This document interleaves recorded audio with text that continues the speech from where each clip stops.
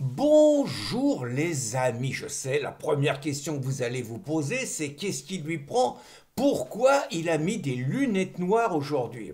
Tout simplement parce que j'ai des cernes comme ça sous les yeux. Ça fait 3 jours et 3 nuits plutôt évidemment, que je ne dors pas ou que je dors très mal et que je fais deux types de cauchemars répétitifs et tout qui font que quand je commence à dormir, je me réveille dégoulinant de sueur. Donc je vous raconte les deux types de cauchemars. Le premier, c'est évidemment une nouvelle perquisition, une troisième perquisition depuis que j'ai appris que l'AFP nous a fait un coup de pute. L'AFP raconte partout que Riposte Laïque aurait menacé de mort la juge de Pertuis. Je sais pas, hein, j'ai cherché, j'ai pas trouvé un seul article qui confirme ça.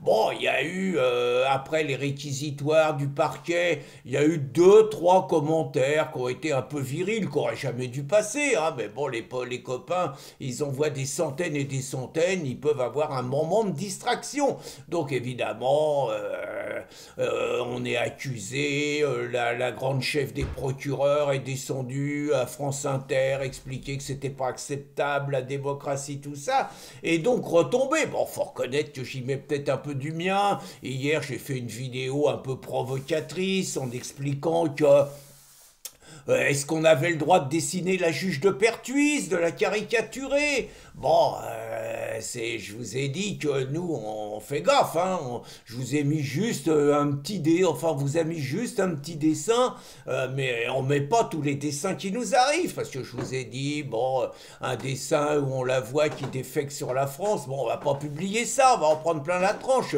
L'Américain, il m'a encore envoyé un truc, là, c'est, bon, on voit Macron en proxénète et la juge en gagneuse, quoi. Bon, je veux dire, on peut pas publier ça, faut pas déconner. Donc, mais je me dis, dans le contexte actuel, si ça se trouve, je vais me prendre une perquise.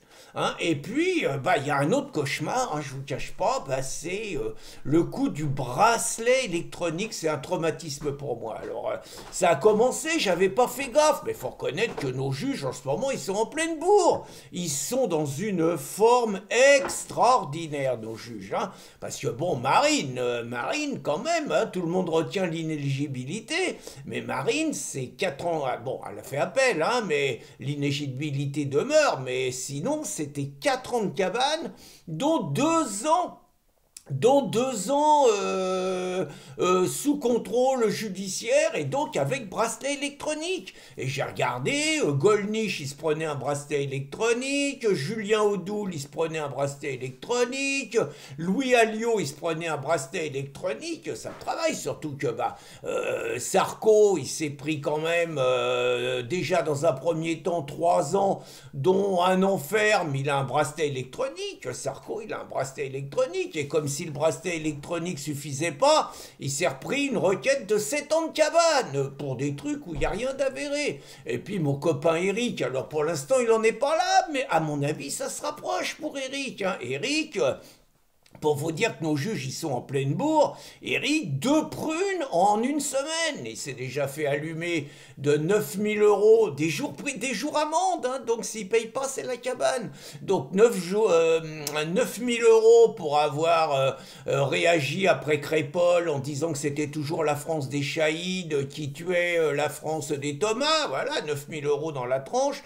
Et puis là, il vient de se faire allumer hier.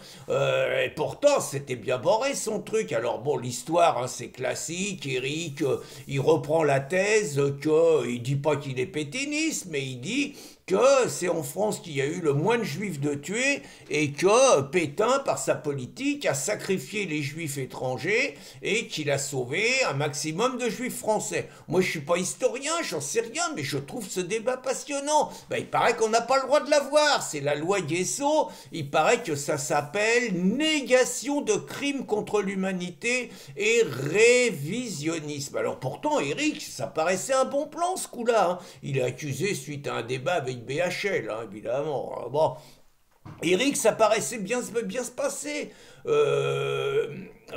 relaxe devant la 17e, c'est déjà exceptionnel, évidemment les vautours font appel, relaxe en cours d'appel. Alors là je me suis dit, bon c'est tranquillou, et non, les vautours ont continué à s'acharner, ben il n'y a pas de problème, ils ont du fric avec notre fric, hein, donc cour de cassation, et ces bourricots de la cour de cassation, je sais pas à quoi ils jouent, d'habitude ils interviennent que s'il y a un vice de forme ou un truc comme ça, là ils sont intervenus sur le fond, et donc sur le fond, ils ont estimé qu'Éric est coupable, ils le renvoient devant la cour d'appel.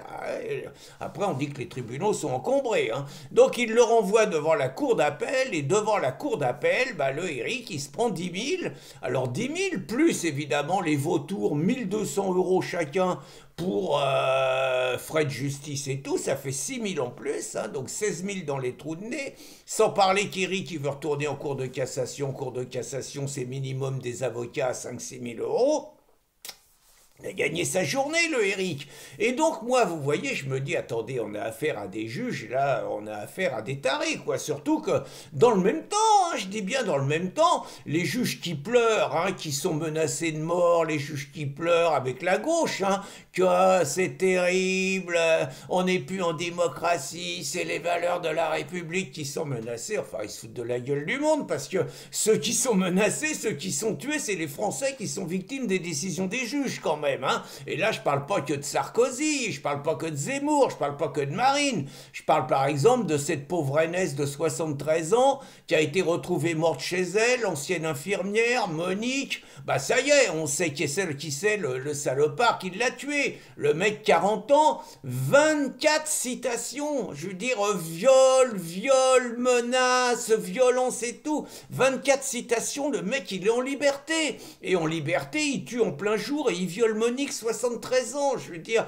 c'est les juges, les assassins, faut arrêter le cirque, quoi, c'est pas 2 ou 3 menaces de mort de riposte laïque qui posent un problème, c'est les juges qu'on voit à la mort de tous les jours, les Français, c'est ça le problème, et quelle indécence de se victimiser, alors que c'est eux qu'on le sent des Français sur les mains, quoi. Bon, je sais que je vais pas arranger mon cas avec ça, et donc, bon, moi je me pose la question, vous voyez, je suis omnubilé, je vous dis franchement les choses, hein, outre la perquisition, le bracelet électronique. Je me dis, mais si ça continue, des gens comme nous, on va se retrouver, on va être mis en garde à vue longtemps, parce que bon, sur le scandale Marine et tout, on y va bien, quoi, parce que bah, c'est un coup d'état judiciaire, on tourne pas autour du pot, et très franchement, riposte laïque sonne la charge, alors sans aller trop loin, en essayant de rester sur la frontière, mais on y va. Et riposte laïque, à chaque fois, c'est sur moi que ça tombe, même si j'ai plus de responsabilité à riposte laïque.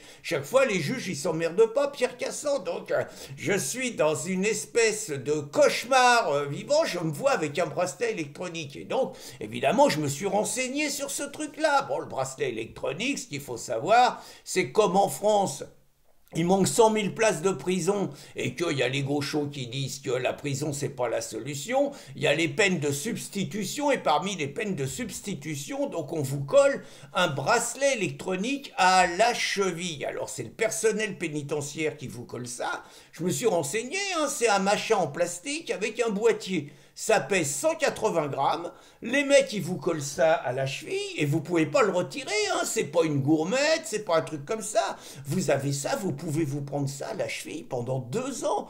Alors je me suis renseigné, est-ce qu'on peut se baigner avec? On peut se baigner avec, il n'y a pas de problème, tout est prévu. Vous pouvez vous laver avec, il n'y a pas de problème, mais vous pouvez pas le retirer. Et donc, attends, très franchement, moi ça fait 50 ans que j'ai rien, vous me regardez, j'ai pas de collier, j'ai rien aux mains, je suis pas de piercing, j'ai pas des gourmettes à la cheville comme certains et tout, j'ai rien.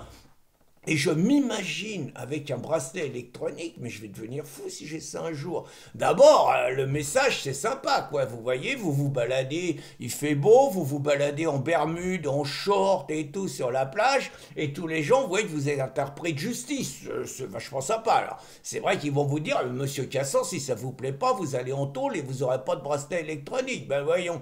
Puis en tôle, ils vont me mettre dans une cellule avec des meuses, hein, comme le petit jeune de 22 ans, on sait comment ça se termine. Bon. franchement. Donc je reviens sur le bracelet électronique, mais moi il y a un autre truc qui me travaille. Je suis pas un obsédé sexuel, mais enfin bon, j'essaye quand même de me comporter encore comme un humain les quelques années qui me restent à vivre, quoi. Et très franchement, je me pose des questions.